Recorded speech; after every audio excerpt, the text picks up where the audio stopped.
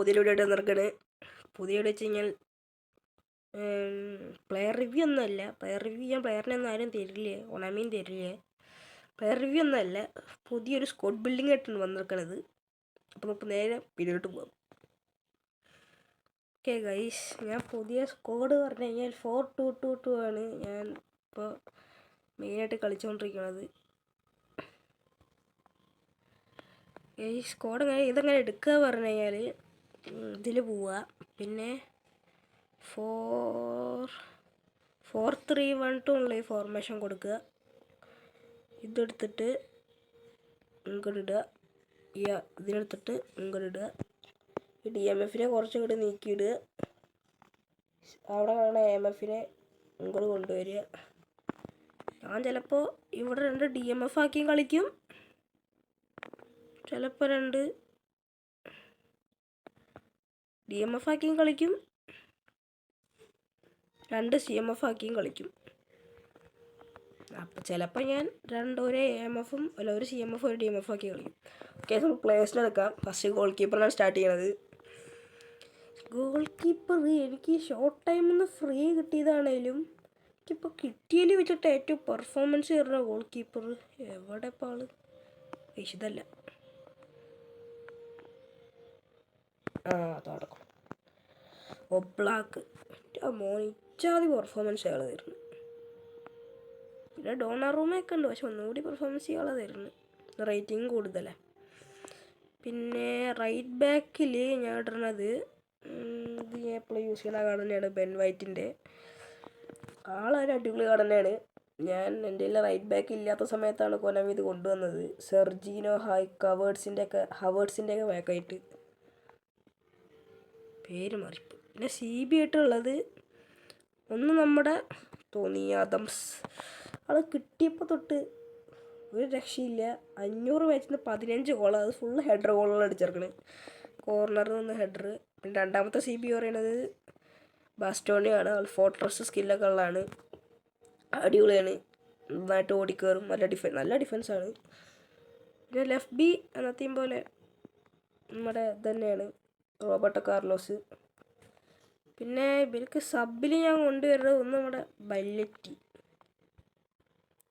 പിന്നെ ഞാൻ പഴയ പ്ലെയറാണെങ്കിൽ നല്ല പെർഫോമൻസ് ചെയ്യുന്ന പ്ലെയറാണ് പുയോൾ. ഒന്ന് പുയോളാണ്. പിന്നെ ഞാൻ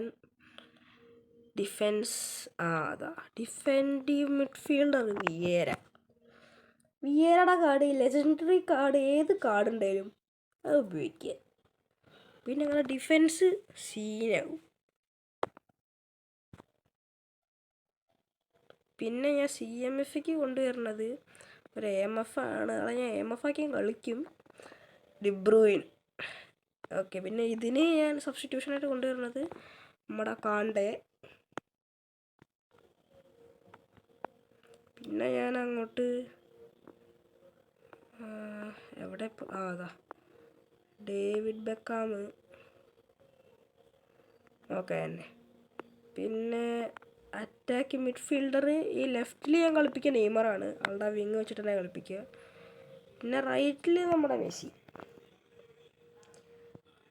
ഓക്കെ, പിന്നെ അവർക്കൊരു സപ്പോർട്ടായിട്ട് ഞാൻ കുബോനെ കൊണ്ടുവരും റൈറ്റിക്ക്.